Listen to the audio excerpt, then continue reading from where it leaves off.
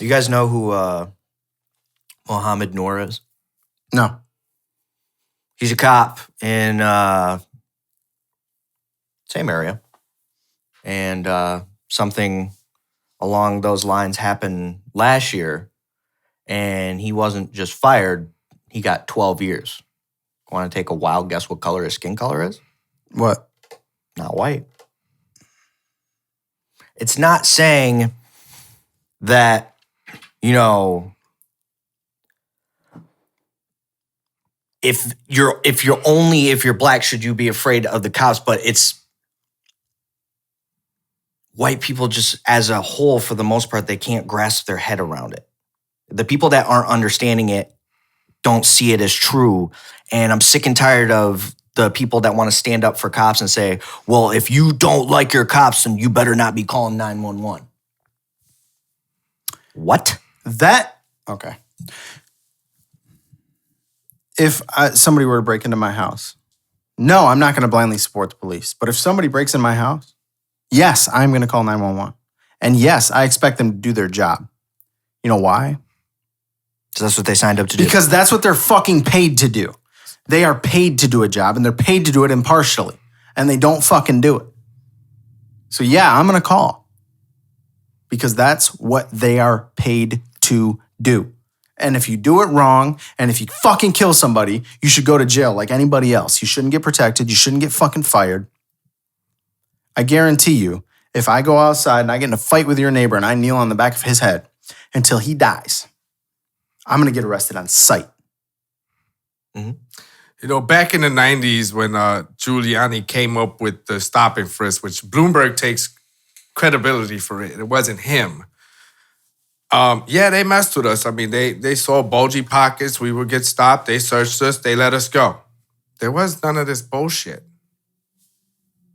Stop and frisk, I'm iffy about the stop and frisk now because now they're taking advantage of the fucking situation. Well, they're profiling. Yeah, they're profiling. They've been profiling. They were profiling in the 90s. How many white people got stopped and frisked? I never saw one, but I didn't live in a white neighborhood until now, and I still don't see that, and I live in a white neighborhood. You know what I mean? It's like we look back and we talk about the Ahmaud Arbery situation where people thought he was stealing. Yeah, they thought he was stealing. And then in that exact same neighborhood, there was a guy that ran through that neighborhood on a 2-mile run with a TV on his shoulders recording to prove a fucking point. Yep. No one called. No one said anything. That was another murder that wasn't deserved. I mean, murder is. But yeah. Unless they're trying to rob you and you shoot the motherfucker, then yeah, he deserved it. I think somebody step into my crib, I have a firearm, I'm shooting your ass. Your job as a police officer is to arrest people, to subdue them. Arrest, protect. Your job is to restrain people and de-escalate situations. Mm-hmm. That's your job. If you're not doing that, I don't support you. You're not a fucking superhero. You don't get any privilege besides other people. When I'm at work, my job is to sell cars effectively and make money. Yes. If I don't do that, do I get supported? No, you don't even get paid. You don't get paid unless you sell. No, fuck you. No. I'm over it, man. I'm over this conversation. But it's a conversation that needs to be had until people start to understand what the fuck is going on. And here's the problem. The only way this changes at this point is the only way anything like these type of situations are able to change is it's going to have to be people that have a voice that aren't affected. Because clearly the first option isn't working. If you're not affected by it, it needs to be those that are unaffected standing up for those that can't stand up for themselves. Here's another issue too, like New York City, and because I look a lot of their news, they've changed policing so much that cops are scared to stop you now. And it's sad because you can have someone that might have hurt someone and you don't want to touch that person now. So it's fucking up policing. You just got to do it responsibly, and they shouldn't be afraid to do that if they're properly trained. Yeah, if you're period. You need to be properly trained. We need to overhaul our police training. Every active police officer needs to go through additional training in de-escalation techniques. And every 5 years, a special training on. And you know who would be glad to fucking teach these people that? There's a lot of unemployed veterans out there. There's a lot of unemployed veterans out there that I'm sure would love to teach that. Because even in combat, you are not, someone has to break the rules of engagement for you to shoot. Yeah. That is correct. So what are we even, I don't understand how this is a conversation where, because I'm sitting here saying that that a man shouldn't have died,